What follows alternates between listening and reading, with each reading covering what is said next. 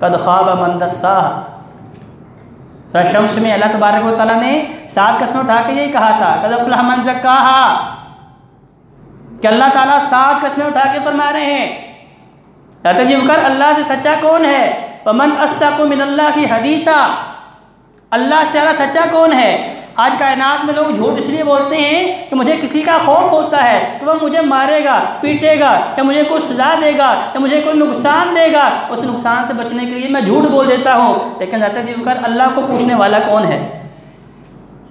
सबसे सच्ची खरी बात करने वाला अल्लाह है। इसके बावजूद 7 कस्में उठा के मेरे अल्लाह ने मेरे और आपके वहमों को दूर किया है। कद अफ़लह मन ज़क्काहा, कामयाब कौन है जिसने अल्लाह के हिसाब लेने से पहले अपना हिसाब खुद ले लिया है। हासिबू क़ब्ल अन तुहासबू, नबी अलैहि सलाम इसलिए फरमा रहे हैं कि अल्लाह के हिसाब लेने से पहले लोगों अपना हिसाब खुद ले लो।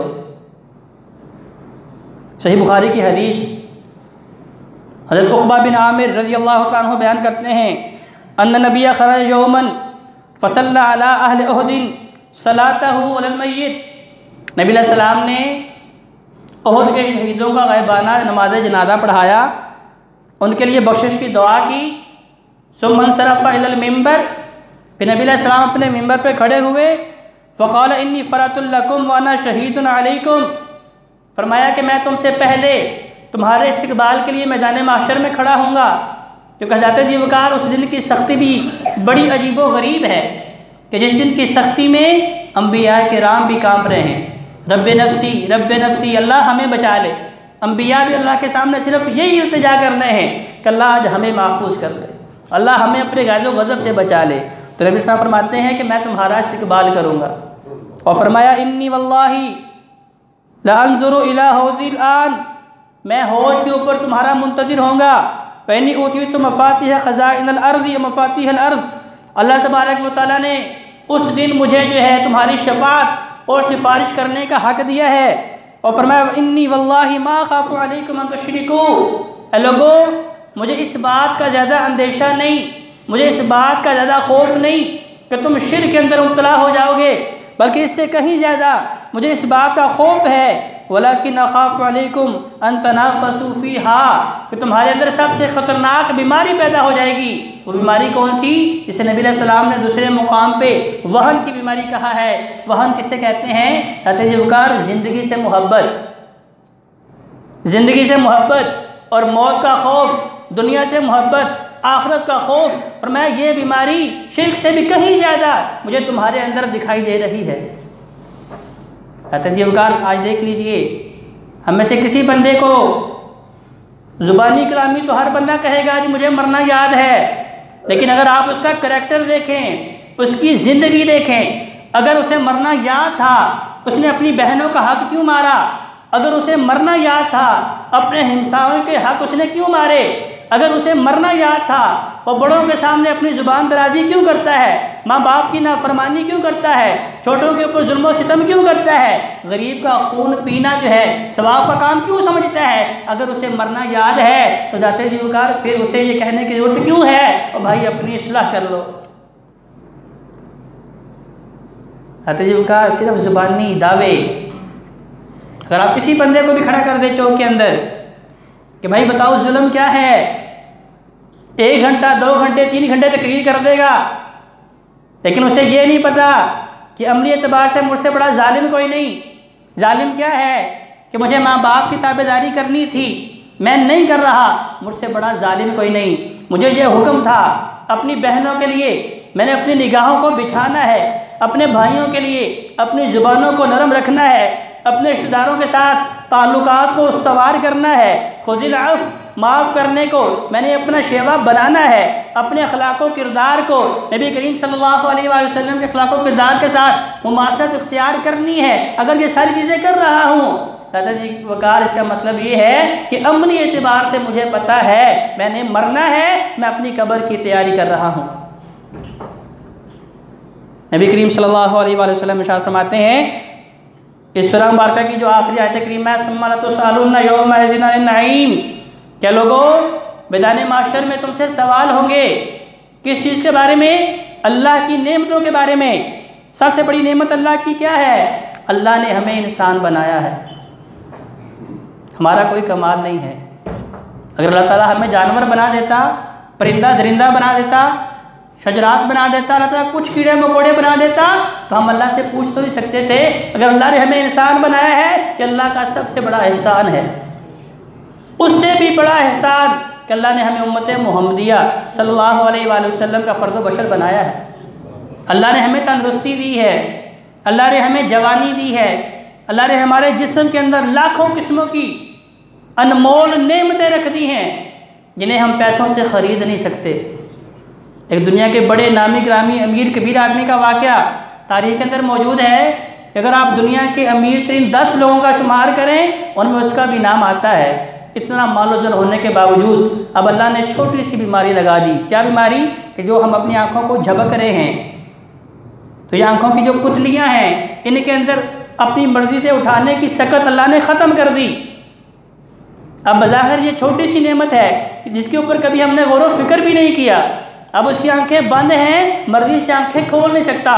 दुनिया के तबीबों ने ज़ोर लगा दिया है लेकिन उसके अंदर वो हिम्मत सकत पैदा कर सके। अब लोगों ने कहा कि भाई आप तो बड़े नामी ग्रामी बड़े मारूफ जो है अमीर आदमी हैं, तो आप क्या चाहते हैं कि दुनिया की कौन सी ऐसी नेमत है जो आपके पास नहीं है? वो कहने लगा कि ये जो बीमारी इसने मुझे अल्लाह ने मुब्तला कर दिया है, मुझे पता चला है कि वाकई रब है, मुझे पता चला है कि वाकई खालिक और मालिक है, कि मैं तो अपने जिस्म के अंदर भी खुद हिम्मत ताकत नहीं रखता कि मेरा दिल मेरी मर्ज़ी से धड़के, मेरी आंखें मेरी मर्ज़ी के मुताबिक देखें, मेरी ज़ुबान मेरी मर्ज़ी के मुताबिक बोले, मेरे कान मेरी मर्ज़ी के मुताबिक सुने। ये सारी हिम्मतें ताकतें अल्लाह ने दी हैं, तो मैं इनसे फ़ायदा उठा रहा हूँ। फरमाया अच्छा अब क्या है? फरमाया अगर आप चाहें कि आपको ये नेमत लौटा दी जाए तो उसके मुकाबले में आप अपनी कितनी दौलत देना चाहेंगे? कहा जितनी भी दौलत है। दुनिया का अमीर तरीन आदमी कह रहा है कि मेरे पास जितनी भी दौलत है, अल्लाह मुझे मेरी सिर्फ ये नेमत वापस दे दे तो मैं सारी देने के लिए भी तैयार हूँ। ज़ात जी वक़ार हमारे जिस्म के अंदर ही अल्लाह तबारक व तआला ने ऐसी बेशुमार नेमतें रख दी हैं जिनका मोल दुनिया वाले नहीं दे सकते। सुम्मा लतुस्अलुन्ना यौमइज़िन नईम, तो अल्लाह ने मैदान महशर में इन नेमतों के बारे में पूछना है। अल्लाह ने हमें ये भी नेमत दी है कि मोहम्मद रसूलुल्लाह सल्लल्लाहु अलैहि वसल्लम का उम्मती बनाया है। अगर मैदान महशर में अल्लाह ने यही पूछ लिया कि मैंने तुम्हें मोहम्मद का उम्मती बनाया था, बताओ ताबेदारी करके आए हो कि नहीं करके आए? कहते जी वक़ार मेरे और आपके पास क्या जवाब है?